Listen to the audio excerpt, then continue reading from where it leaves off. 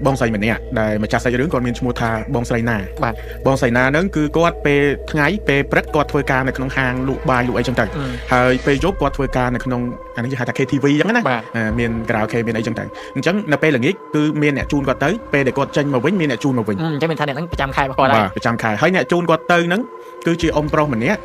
់ដែលមានអាយុប្រហែលជាបើតាមតែគាត់ស្មានអាចថា60ស្ដៅគាត់មានវ័យចាស់ក៏ប៉ុន្តែគាត់នៅប្រឹងធ្វើការរកស៊ីអញ្ចឹងណាហើយបងណាក៏គាត់បាននិយាយដែរថាគាត់អត់បានសួរនាំស៊ីជម្រៅតាក់ទងទៅនឹងលោកអ៊ំនឹងទេថាយ៉ាងម៉េចអីយ៉ាងម៉េចបានជាគាត់នៅធ្វើការអីចឹងទៅគាត់ថាមើលទៅសុខភាពគាត់អីហ្នឹងក៏រឹងមាំល្អដែរអញ្ចឹងនៅពេលដែរបងណាគាត់តែងតែធ្វើដំណើរជាមួយគាត់ទៅមកសុំទោសខ្ញុំសុំដោះនេះទៅមកអញ្ចឹងពីមួយខែទៅមួយខែអញ្ចឹងទៅអូខេពីមួយខែទៅមួយខែអញ្ចឹងទៅតែងតែមានភាពសាសនាសួរគាត់ទៅគាត់ថាមូលហេតុដែលគាត់មករត់កង់3រាល់ថ្ងៃទាំងយប់ទាំងថ្ងៃហ្នឹងនិយាយទៅយប់ក៏គាត់រត់ថ្ងៃក៏គាត់រត់ដោយសារតែគាត់ត្រូវយកលុយទៅព្យាបាលជំងឺកូនប្រុសគាត់ដែលមានជំងឺសរសៃប្រសាទហើយគាត់មានកូនប្រុសតែមួយទេហើយប្រពន្ធរបស់គាត់យាយគាត់ហ្នឹងគឺនៅខេត្តអញ្ចឹងគាត់ថាពេលខ្លះចូលឧទាហរណ៍ថាដាក់ខែមួយខែថាមួយខែ200000នេះចុងចោះថ្លៃកង់3នេះចុះការពេលខែខ្លះគាត់រកបានច្រើនគាត់ឲ្យដល់25 30អីចឹងទៅហើយគាត់ឧទាហរណ៍ថាគាត់ចេញពីធ្វើការម៉ោង3ម៉ោង4គាត់ទៅអង្គុយចាំនៅមុខហ្នឹងហ្មងអត់ឲ្យយើងចាំគាត់ទេល្ងាចក៏អញ្ចឹងដែរអញ្ចឹងបានន័យថាមនោសញ្ចេតនារវាងបងណាហើយនឹងអ៊ំប្រុសម្នាក់ហ្នឹងវាដូចជាសាច់ញាតិអញ្ចឹងសាច់ញាតិអញ្ចឹងគាត់បាននិយាយថាថ្ងៃមួយនោះគាត់ញាក់ភ្នែកមែនទេបងណាគាត់ថាពេលចេញពីធ្វើការពេលថ្ងៃចូលទៅធ្វើការពេលយប់នៅក្រៅខេហ្នឹងគាត់ញាក់ភ្នែកលោកគាត់ថាមានរឿងអីទេមានរឿងអីរបៀបថាវាជាប្រផ្នូលណាអញ្ចឹងនៅពេលដែលញាក់ភ្នែកអញ្ចឹងយប់ឡើងគាត់ចេញពីធ្វើការដូចធម្មតាចេញពីធ្វើការមកជិះកង់3អ៊ំហ្នឹងមកហើយពេលជិះកង់3គាត់ថាគាត់ចុចទូរស័ព្ទបដាគាត់មើលផ្លូវបដាចុចដាក់មកសាប់កំឡុងពេលមួយគាត់ថាប្រហែលជាខ្ទង់1គីឡូទៀតដល់ផ្ទះគាត់ងើបពីចុចទូរស័ព្ទសាប់មើលទៅអ៊ំហ្នឹងពីក្រោយឃើញអ៊ំហ្នឹងមានក្បាលហ្នឹងវិញតែគាត់ជិះដឹងថាហ្នឹងវាជាគូក្បាលហ្នឹងហើយដល់ពេលអញ្ចឹងគាត់ភ្ញាក់គាត់ថាគាត់ភ្ញាក់សឹងតែជ្រុះទូរស័ព្ទពីដៃពេលសឹងជ្រុះទូរស័ព្ទពីដៃក៏គាត់បាននិយាយដែរគាត់ថាអ៊ំហ្នឹងក៏ឆ្លើយហ៎អីគេក្មួយហួសផ្លូវមែនតែអត់ទេអ៊ំឯងស្រួលខ្លួនតែអត់អីទេអ៊ំមានអីណាហ្នឹងហើយអញ្ចឹងក៏ជិះទៅដល់ផ្ទះមុនបងស្រីក៏គាត់បងណាគាត់ចុះពីលើកង់3គាត់ដើរទៅចិត្តអ៊ំថាអ៊ំឯងអត់អីណាអ៊ំឯងមានឈឺមានអីណាអីគាត់ខ្លាចអ៊ំនឹងឈឺអ៊ំនឹងអីចឹងណាហ្នឹងអត់អីអ៊ំអត់អីក្មួយអ៊ំអត់អីទេហើយក្មួយឯងចាប់យ៉ៃណាដើរទៅចាប់អ៊ំមើលតាមក្រោយក៏ខ្លាចតាំងពេលយើងដើរចូលទៅអាកន្លែងអាគារបន្ទប់ជួលនឹងខ្លាចហ្នឹងហើយមានគ្មានស្ងាត់មានអីចឹងណាចាំក្មួយឯងដើរអ៊ំមើលនិយាយទៅជាទូទៅតតែបងស្រីនឹងចាក់សោចូលផ្ទះបានគាត់ជិះកង់3នឹងចេញហើយក៏មិនដឹងថាគាត់ទៅសម្រានណាគាត់ធ្លាប់ប្រាប់ដែរគាត់ធ្លាប់សម្រាននៅវត្តតែដោយសារតែនៅក្នុងវត្តហ្នឹងគេចាក់សោអញ្ចឹងគាត់អាចមកដឹកបានអញ្ចឹងគាត់រកតាមផ្លូវតាមសួននៃសម្រាប់អញ្ចឹងនៅពេលដែលថ្ងៃគាត់ចាញ់ហ្នឹងទៅបងណាជាទូទៅនៅពេលដែលគាត់មកដល់ផ្ទះភ្លាមក៏គាត់អត់សម្រានអត់គេងភ្លាមដែរគឺគាត់របៀបថាគាត់លេងទូរស័ព្ទលេងអីតិចតួចអីចឹងទៅមើលនេះមើលនោះអីចឹងទៅក៏ពេលដែលគាត់គេងហ្នឹងវារៀងយប់ជ្រៅអាចថាទៀបភ្លឺម៉ោង4ជាងម៉ោង5ហើយគេងមកព្រាំងស្រាប់តែយល់សពឃើញអ៊ំហ្នឹងមកឈរចាំនៅមុខលបងបន្ទប់ជួលគាត់លបងហើយមកចូលទៅបន្ទប់ជួលឈរចាំនៅលបងថាខោអាវគាត់ហ្នឹងគឺលហៃទាំងអស់ដៃជើងគាត់ហ្នឹងសុទ្ធឈាមដល់ពេលអញ្ចឹងគាត់ភ្ញាក់មកគាត់ក៏វាអង្គក៏វាអីចឹងទៅថាអើយតែអ៊ំនឹងកើតអីទៅតែគាត់ក៏មិនចូលអីក៏មិនចូលអញ្ចឹងណាក៏ស្លៀកពាក់ងូតទឹកហើយទៅធ្វើការបន្តគាត់ប្រឹងបងណាគាត់ប្រឹងដែរដោយសារតែម៉ាក់គាត់ក៏ឈឺអញ្ចឹងគាត់ទៅធ្វើការពេលព្រឹកនឹងហើយវេនថ្ងៃទៀតកំឡុងពេលសម្រាប់បាយគាត់ក៏ scroll ទូរស័ព្ទមើលពេលដែល scroll ទូរស័ព្ទហ្នឹងហើយ scroll ទូរស័ព្ទមើលទៅឃើញគ្រោះថ្នាក់ចរាចរណ៍មួយកាលពីយប់មិញរវាងឡានម៉ាកស៊េរីទំនើបមួយគ្រឿងបានបុកពីក្រោយកង់3ឬក៏តុកហ្នឹងស្លាប់អ៊ំប្រុសនឹងបាត់ហើយជាអ៊ំប្រុសតែគាត់ហ្នឹងហើយសភាពនៃស្លាប់ហ្នឹងគឺឡានហ្នឹងបុកហើយទៀបគាត់ជាមួយនឹងលំមកហ្នឹងរហូតដល់ដាច់ក្បាលពេលបងណាគាត់មើលផ្លាកលេខគាត់មើលលមកគាត់ដឹងថាអ៊ំប្រុសនឹងពាក់អាវចាស់គាត់ចំណាំពាក់អាវយឺតបកកហើយអាឆ្នោតពណ៌សឆ្នោតទ្រូងអញ្ចឹងណាចាស់គាត់ចំណាំចូលចិត្តពាក់គឺអាវហ្នឹងឯងគឺគាត់ស្លាប់ជាប់នឹងលមកអញ្ចឹងសួរថាបងណាគាត់មានអារម្មណ៍មិនហើយគាត់ធ្វើមិនបន្តគាត់ដឹងធ្វើមិនទេព្រោះគាត់ក៏អត់បានស៊ីជម្រៅជាមួយនឹងសាច់ញាតិគាត់ដែរគាត់ថាពេលគាត់ខលទៅហ្នឹងគឺលេខហ្នឹងលេខចូលហើយដោយសារតែទូរស័ព្ទគាត់ហ្នឹងមិនដឹងថាខូចឬក៏បាក់បែកខ្ទេចអញ្ចឹងអត់មាន contact អត់មានតំណែងអីទាំងអស់គាត់ថាបងណាគាត់មានអារម្មណ៍ថាសោកស្ដាយគាត់ថាពេលហ្នឹងគឺគាត់អង្គុយយំដោយសារតែដូចបាននិយាយអញ្ចឹងថាមនោចេតនាគាត់ហ្នឹងវាដូចជាសាច់ញាតិទៅហើយមិនដឹងថាទៅជួយយ៉ាងម៉េចមិនដឹងថាទៅរកនៅណាមិនដឹងថាអីទៅណាព្រោះសពគាត់គឺសាច់ខាងពេទ្យខាងអីហ្នឹងគេបញ្ជូនទៅស្រុកឲ្យគាត់ព្រោះគាត់គេអាណិតគាត់អញ្ចឹងណាអញ្ចឹងយកថ្ងៃទី1បន្ទាប់ពីអ៊ំប្រុសនឹងអវត្តមានទៅអ៊ំប្រុសនឹងស្លាប់ទៅបងណាគាត់ថាគាត់មានអារម្មណ៍ថាខ្លាចដោយសារយើងស្លាប់ជាមួយនឹងអ៊ំនឹងផងអីផងត្រូវគាត់មានអារម្មណ៍ថាខ្លាចនៅពេលដែលគាត់ទៅធ្វើការអារម្មណ៍គាត់នៅរំពឹងថាខ្លាចអ៊ំតិចអ៊ំគាត់ទៅចាំខ្លាចអ៊ំមកយកអញ្ចឹងហ្នឹងហើយតែគាត់បានដូរអ្នកដឹកអ្នកជូនដំណើរគាត់ហើយគឺពូម្នាក់ទៀតដែលអាចថាបន្ទប់ជួលរបស់គាត់មិនមែននៅជាមួយនឹងបងណាទេនៅម្ដុំហ្នឹងចៃដនគាត់ជួបអញ្ចឹងគាត់សួរថាពូឯងទទួលដឹកពេលយប់ពេលអីអត់ហ្នឹងហើយគាត់ថាដឹកឲ្យតែតម្លៃត្រូវគិតជាខែអញ្ចឹងណាហ្នឹងហើយអញ្ចឹងបងណាហ្នឹងគាត់ក៏ព្រមថាឥឡូវគាត់ឯងដឹកហ្នឹងទៅចូលខ្ញុំទៀងម៉ោងតែចាញ់ខ្ញុំមកទៀងឯងចន្លោះផែជាម៉ោង2ជាងម៉ោង3 3កន្លះអញ្ចឹងទៅហ្នឹងហើយបើសិនជាយប់ជាងហ្នឹងចាខ្ញុំប្រាប់ហើយបើសិនជាខ្ញុំអត់មកផ្ទះវិញទេខ្ញុំប្រាប់ពូមុនហ្នឹងហើយអញ្ចឹងណាខ្ញុំថាអត់អីហើយក៏និយាយតម្លៃទៅអាចថាអ៊ំហ្នឹងឧទាហរណ៍អ៊ំហ្នឹងយក20,000បាទ ពូហ្នឹងគាត់យក30ម៉ឺននេះចឹងទៅ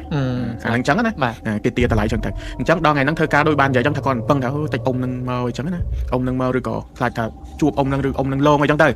ដល់ពេលគាត់ចេញពីធ្វើការគាត់ចេញមកដល់ឈរនៅមុខខាងហ្នឹងជាទូទៅគឺអ៊ំនឹងគាត់មកអង្គុយឬក៏គាត់សម្រានលើកង់3នឹងចាំតែថ្ងៃហ្នឹងអត់មានវត្តមានគាត់ទេហើយក៏ពូម្នាក់ក៏មកយឺតទៀតអញ្ចឹងគាត់ឈរនៅមុខខាងហ្នឹងតែឯងមកសតូកំពុងតែឈរនឹងខ្យល់ល្វើយជាមួយនឹងអាក្លិនធូបគាត់ទៅនៅក្នុងចិត្តថាអ៊ំអើយអ៊ំឯងទៅសុគតិភពទៅអ៊ំឯងបាច់មកយកខ្ញុំទៀតទេអញ្ចឹងណានិយាយក្នុងចិត្តបដាញ័របដាលងាបដាតែមកសតូទៅពូហ្នឹងក៏មកដល់ពេលដែលពូនឹងមកដល់ក៏ឡើងកង់3គាត់ជិះទៅដល់បន្ទប់គាត់ចាប់ដើមមានអារម្មណ៍មួយមកទៀតដូចគេតាមមកហ្នឹងហើយដូចអារម្មណ៍មួយដែលទទួលបានថាហាក់ដូចជាមានមនុស្សមួយទៀតកំពុងតែមើលមកចិត្តតែមិនដឹងថានៅទៅហ្នឹងហើយគាត់ក៏ដើរចូលទៅពេលគាត់ដើរចូលទៅកង់3គេក៏ទៅតែមិនដូចអ៊ំនឹងគាត់ take care គាត់មើលដូចកូនគាត់ហ្នឹងគាត់ដើរដល់គាត់ស្រីវចង់ខ្នងបណ្ដោយហើយពេលដែលគាត់ដើរចូលគាត់បើកលបងហើយគាត់បិទលបងវិញគាត់ចាក់សោព្រមានតែគាត់ទៅចូលក្រោយជាងគេគាត់ចាក់សោលបងហើយគាត់ដើរដល់បន្ទប់អាលប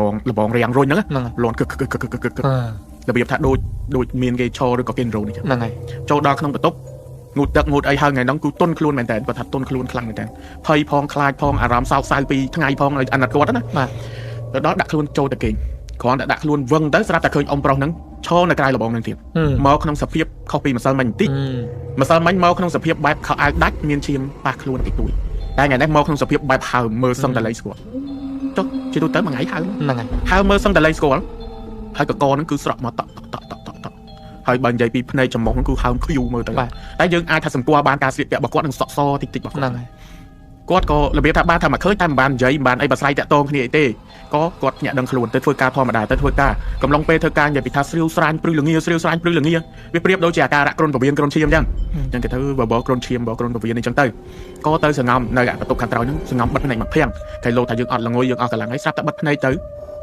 ៅហាក់ដូចជាមានអ្វីមួយយ៉ាងមករត់គាត់ឲ្យធ្ងន់ខ្លួនហ្មងស្រាប់តែងើបពីដេកវិញគាត់ថាហាក់ដូចជាលីមនុស្សម្នាក់អញ្ចឹងណានៅលើខ្លួនគាត់និយាយពីធ្ងន់គាត់ថាឈរឲ្យស្មើអញ្ចឹងគឺពិបាកហ្មងអញ្ចឹងតអង្គអញ្ចឹងគាត់ថាធ្ងន់វិញប្រកាសធ្លាប់លើថាពេលដែលមានខ្មោចតាមឬខ្មោចតោងអ្នកខ្លះខ្មោចជីកគឺធ្ងន់បែបហ្នឹងឯងអញ្ចឹងគាត់ថាគាត់មានអារម្មណ៍បែបហ្នឹងធ្ងន់អញ្ចឹងគាត់ក៏អត់បានដឹងព្រោះគាត់ក៏មិនមែនជាអ្នកដឹងដូចយើងទេគាត់ថាហើយជាគាត់អត់ល្ងុយគាត់ឈឺអញ្ចឹងទៅល្ងាចឡើងចេញពីធ្វើការពូនឹងជូនទៅកន្លែងធ្វើការគាត់ KTV នឹងទៅដែរហ្នឹងហើយតែថ្ងៃហ្នឹងអាចថាមិនសូវជាអារម្មណ៍មិនសូវជាគិតមិនសូវជានឹកដល់អ៊ំនឹងប្រហែលទេព្រោះថាវាកន្លងផុតទៅហើយអញ្ចឹងក៏ចេញពីធ្វើការដូចធម្មតាពូនឹងក៏គាត់មកចាំពេលកំឡុងពូមកចាំគាត់ក៏ឡើងលើកង់3នឹងភ្លាមពូនឹងនិយាយប្រាប់គាត់ថាមីអូនណាមិញលេងពូអង្គុយនៅលើកង់3ចាំជាមួយឯងអ៊ំម្នាក់ជិះមកពីណាលេងឆាបកង់3ពូហើយលេងចម្លក់បដ ாய் តិចម៉ួយក្មួយឯងចាស់តែក៏អត់ដឹងថាម៉ួយហ្នឹងពីណាគេឬក៏អ្នកណាក៏គាត់ថាប្រហែលជាអ្នកផ្សេងអីចឹងទៅក្មួយឯងមានធ្លាប់ឲ្យណាគេដឹកអីអត់តែគេខឹងពូមកដឹកក្មួយឯងហីហ្នឹងមានតែអ៊ំហ្នឹងគាត់ទៅនៅស្រុកហើយគាត់និយាយចឹងណាគាត់មិនប្រាប់ថាស្លាប់អីទេហ្នឹងអ៊ំហ្នឹងគាត់ទៅនៅស្រុកហើយអញ្ចឹងគាត់អត់មកពេញទេពូស្មានតែគាត់ម៉ួយក្មួយឯងជីបដានិយាយមួយម៉ាត់ពីរម៉ាត់បដាជីម៉ាត់បដានិយាយម៉ាត់ពីរម៉ាត់បដាគាត់ក៏មិនហ៊ានចុចទូរស័ព្ទឯងអង្គុយស្មឹងមើលផ្លូវមើលអីចឹងទៅជាទូទៅអាកញ្ចក់កង់3ពីលើតែតែចាំមកមុខលើតកង់អ្នកបើកម៉ូតូហើយតកង់អ្នកបើកម៉ូតូអាចមើលឃើញខាងក្រោយនិងអ្នកអង្គុយរួមដំណើរខាងក្នុងហ្នឹងហើយអញ្ចឹងពេលហ្នឹងបងសៃណាគាត់និយាយថាគាត់បានមើលទៅកញ្ចក់ហ្នឹងស្រាប់តែឃើញមុខអ្នកបើកកង់3ហ្នឹងមិនមែនជាពូមួយតែអ្នកតកង់ថ្មីហ្នឹងទេតែជាអ៊ំប្រុសម្នាក់ដែលបានស្លាប់ទៅតែមកក្នុងទម្រង់បែបអត់ហើមអត់អត់លះលួយទេមកក្នុងបែបមុខគាត់ស្រស់ធម្មតាតែអារម្មណ៍យើងអ្នកអង្គុយញ័រតាមិនដឹងថាយ៉ាងម៉េចបានជាគាត់មកឲ្យខ្លាចមិនដឹងថាគាត់អន់ចិត្តឬក៏គាត់ខឹងឬក៏យ៉ាងណាទេដល់ពេលមកអញ្ចឹងគាត់ក៏នឹកក្នុងចិត្តថាអ៊ំអើយអ៊ំកុំមកលងកុំមកអីខ្ញុំខ្លាចហ្នឹងហើយអង្គុយអំពើអ៊ីនតឹងបដាគ្រាន់តែចុះពីលើកង់3ដល់ផ្ទះចុះពីលើកង់13ព្រាមគ្មានបាននិយាយទេរត់ទៅចាក់លបងហើយគ្មានចាក់បាត់វិញទេគឺប្រត់ចូលបន្ទប់ញ័រដេកអត់លក់រហូតដល់ម៉ោង5បានដេកលក់ដាក់ច្បាប់គេមួយថ្ងៃអត់ទៅធ្វើការទេហ្នឹងហើយអត់ទៅធ្វើការទេម៉ោង7ម៉ោង8អ្នកដឹងខ្លួនឡើងក៏ចេញមកខាងក្រៅបន្ទប់ស្រាប់តែអ្នកដែលនៅទល់មុខបន្ទប់គាត់ហ្នឹងហើយម្នាក់គាត់សួរថាអូនយប់មិញបងមកពីធ្វើការខ្ទង់ម៉ោង4ជាងម៉ោង5មកគាត់មកពីខេត្តណាគាត់ធ្វើការតាមខេត្តគាត់មកទៅម្ដងពេញហ្នឹងវាទៀតភ្លឺគាត់ឈប់ឡាននៅខាងមុខហ្នឹងចាំប្រពន្ធហ្នឹងចាក់សោចូលលបងហ្នឹងគាត់ថាអ៊ំមានអ៊ំប្រុសម្នាក់បើកង់3មកឲ្យឈរនៅមុខហ្នឹងរ៉ែរឈរមើលអញ្ចឹងណាហើយបងក៏សួរថាអ៊ំម៉ៃរកពីណាគាត់ក៏ប្រាប់ថារកសេនាគាត់ថាសេនាស្មានហ្នឹងដូចចូលផ្ទះហើយព្រោះសេនាជាទូទៅម៉ោង3ជាងម៉ោង4យ៉ាងយូរម៉ោង4គាត់ចូលដល់បន្ទប់អ៊ំដឹងតាតែថ្ងៃហ្នឹងអ៊ំចាំយកគាត់ពីកន្លែងធ្វើការអត់ឃើញសោះចុះអ៊ំឯងអ្នកដឹកគាត់ហ្នឹងមិនក៏គាត់អត់ប្រាប់អ៊ំឯងមិនដឹងទេពីថ្ងៃហ្នឹងអត់ឃើញគេជីកអ៊ំអត់ឃើញគេជីកកង់3អ៊ំសោះចឹងអ៊ំឯងចាំនិយាយមួយគាត់ទៅតែអ៊ំឯងបាច់ចាំទេអ៊ំឯងទៅវិញទៅចាំស្អែកចាំតេទៅគាត់ទៅកាន់ទូរស័ព្ទបដាគាត់រ៉ែរបដាអ៊ំហ្នឹងណាតែមកក្នុងសភាពធម្មតាដល់ថាទៅចឹងដើរចេញពីបងហ្នឹងទៅឡើងកង់3ទៅបងហ្នឹងគាត់ក៏លេចមកមើលប្រពន្ធកំពុងដើរយកសោបន្តិចក្លៀកទៅវិញបាត់អ៊ំហ្នឹងបាត់បងហ្នឹងគាត់ស្រឡាំងកាំងគាត់ឈរមើលទៅអ៊ំហ្នឹងគាត់មកបាញ់ជីកលមកឬក៏មកដើរ ឬក៏តែមិនល្មមនៅនឹងដែរឡើយវាបាត់ទាំងល្មម បើគាត់ទៅវិញគាត់តែលេងសលេងម៉ូតូលេង គាត់ទៅហើយវាមិនដែរថាមកផ្លែតលៀមបើកលបឿនលឿនជាង Lamborghini ទេណា ហ្នឹងហើយ វាមិនគួរ ហ្នឹងហើយ តែក៏ចាក់សោយទៅក៏អាយ៉ៃឡានអាយ៉ៃចូលទៅចូលតុកក្នុងផ្ទះអញ្ចឹងទៅក៏ព្រឹកឡើងសួរបងសេនាអញ្ចឹងបងសេនាថាប្រហែលជាអ៊ំហ្នឹងហើយតែគាត់ក៏មិនបានប្រាប់គេថាអ៊ំនឹងស្លាប់អីដែរគាត់ថាអូប្រហែលជាមួយខ្ញុំអញ្ចឹងណាខ្ញុំបានប្រាប់គាត់អញ្ចឹងបងសេនាគាត់ក៏គិតថាថ្ងៃហ្នឹងបើដាក់ច្បាប់គេមួយថ្ងៃហើយអញ្ចឹងអត់ទៅធ្វើការទេអញ្ចឹងមានតែទៅវត្ត ហ្នឹងហើយ គាត់ទៅវត្តក៏ទៅជួបនឹងលោកតាមួយអង្គអាចថាមិនដឹងថាជាសក្រាចឬក៏ជាអីធម្មតាទេគាត់ថាទៅដល់ក៏ប៉ិតប្រកេនទូលលោកថាលោកតាកណាអាសាឃើញវិញ្ញាណអ៊ំប្រុសម្នាក់ដែលគាត់ធ្លាប់មានតំណែងតំណងតាក់ទងទៅនឹងការដែលជូនខ្ញុំទៅធ្វើការអញ្ចឹងទៅហើយគាត់ស្លាប់ដោយសារតែបតវៈហេតុគ្រោះថ្នាក់ចរាចរណ៍អញ្ចឹងណាអញ្ចឹងឥឡូវនេះខ្ញុំអាសាឃើញគាត់ហើយអាសាគេអាសាឃើញខ្ញុំអាសាឃើញគាត់មករកខ្ញុំលោកតាអាចដឹងទេថាយ៉ាងម៉េចចម្ពាក់ចម្ពិនគ្នាយ៉ាងណាលោកនឹងក៏លោកមានសង្ឃវិការថាមិនទេព្រោះថាគាត់ពេលដែលស្លាប់គាត់នៅតែគិតនៅតែបារម្ភពីយើងអញ្ចឹងនៅពេលដែលគាត់ចែកឋានទៅអាបលឹងវិញ្ញាណគាត់នៅតែបារម្ភនៅតែខ្វាយខ្វល់ហើយណាមួយពេលបុណ្យគាត់ចៅឯងក៏មិនបានទៅចូលរួមមិនបានទៅដឹងអញ្ចឹងចៅឯងធ្វើបុណ្យនៅទិកសលអាសាដាក់ទៀនហៅឈ្មោះគាត់ទៅក្មួយឯងប្រៀបដូចជាសាច់ញាតិគាត់ម្នាក់ដែរអញ្ចឹងគាត់ក៏ប្រកេនបច្ច័យប្រកេនចង្ហាន់បបរណាបច្ច័យ4អញ្ចឹងទៅរួមជាមួយនឹងគ្រឿងផ្សេងទៀតហើយក៏ទៅកសលមគ្គផលទៅដល់គាត់ហើយលោកក៏បានចងខ្សែអំបោះចងអីប្រោះព្រំស្រោចទឹកអីឲ្យអញ្ចឹងណាដើម្បីឲ្យមានសេចក្តីសុខហើយនឹងស្ងប់ចិត្តអីចឹងទៅគាត់ថាតាំងពីពេលនោះមកក៏គាត់រៀងធូរស្រាលដែរអាចថាលែងយល់សពហើយក៏លែងមានអារម្មណ៍ថាខ្លាចក៏ប៉ុន្តែថ្ងៃមួយនោះគាត់ថាម្លងប្រហែលជាខ្ទង់2ទៅ3ខែគាត់ដូចជាអាចថាមិនដឹងថាយ៉ាងម៉េចទេថ្ងៃនោះគាត់មកពីធ្វើការវិញម៉ោងខ្ទង់3មកដល់មុខបន្ទប់បាត់សោះបាត់សោបន្ទប់ហើយចូលអត់បានចូលធ្វើអីក៏បានគាត់នៅឈររបៀបថារោសោរអីច្បាច់ពិលអីមើលក្នុងកាបូបអីចឹងណាកំពុងតែមើលទៅក៏ស្រាប់តែមិនដឹងថាវាមិនតងវាទៀងចិត្តតែមិនទេឲ្យតែលេងទៅមើលលបងស្រាប់តែឃើញមនុស្សប្រុសម្នាក់មានធំខ្មៅដែលគាត់ថាមិនដឹងថាជាអ៊ំហ្នឹងឬក៏អ្នកផ្សេងទេហ្នឹងហើយតែមានធំខ្មៅខ្ពស់ឈរពីក្រៅលបងឲ្យមើលមកគាត់ក្នុងកែវភ្នែកឡើងក្រហមដូចអាភ្នែកពិលរៀងឡើងពិលរបៀបអញ្ចឹងហើយដល់ពេលគាត់ឃើញគាត់ព្យាយាមមិនអាស្អីគេមើលយូរទៅគាត់ថាហ្នឹងម៉ែមិនដែរគាត់អញ្ចឹងភ្លាមគាត់ក៏ជេរមួយម៉ាត់គាត់ថាមួម៉ារសោមឃើញគាត់ជេរម៉ែអញ្ចឹងដែរជេរមួយម៉ាត់អញ្ចឹងទៅស្រាប់គាត់ថាសោហ្នឹងគឺនៅកលៀតកបោគាត់កន្លែងដែលគាត់ដាក់រដងដែលគាត់រកមិនឃើញហ្នឹងគឺនៅកន្លែងហ្នឹងឯងអញ្ចឹងក៏ចាក់សោចូលបន្ទប់ដេកចូលបន្ទប់ដេកមកសតុប្រហែលជាអាចថាដេកមិនទាន់ទាំងលក់ស្រួលបួសផងស្រាប់តែឮសលេងអ៊ំប្រុសម្ចាស់កង់3ដែលស្លាប់ហ្នឹងហៅឈ្មោះគាត់សេនាហៅពីក្រៅបន្ទប់មកហ្នឹងហើយគាត់ក៏ភ្ញាក់ដឹងខ្លួនសវេសវាឆ្លោះចាមួយម៉ាត់អញ្ចឹងទៅហើយភ្ញាក់ខ្លួនព្រឺតែជុំពីណាគេហៅក៏សង្ងំដេកទៅវិញស្រាប់តែពេលសង្ងំដេកទៅវិញស្រាប់តែឃើញអ៊ំហ្នឹងកាន់វ៉ាលីកាន់អីមកឈរនៅមុខបន្ទប់គាត់ក៏សួរអ៊ំឯងមកផ្ទះខ្ញុំទៅអីសិតតែវ៉ាលីសិតអីអ៊ំឯងមកនៅមួយខ្ញុំមែនអ៊ំថាមកសុំក្មួយឯងនៅជាមួយផងហ្នឹងហើយអ៊ំឯងមកនៅជាមួយហេមិនក៏បានដែរឲ្យអ៊ំនៅផងហេអ៊ំឯងមកនៅជាមួយខ្ញុំជាមួយអ៊ំឯងប្រុសឲ្យខ្ញុំស្រីអញធ្វើកូនឯងក៏បានដែរក្មួយហេអ៊ំឯងមកធ្វើកូនមកខ្ញុំតើមានប្តីហេអ៊ំដឹងថាទៅណាបើកូនក៏គ្មានបងប្អូនក៏គ្មានពីណាគេដូចមាននិស័យចង់មកនៅមួយក្មួយឯង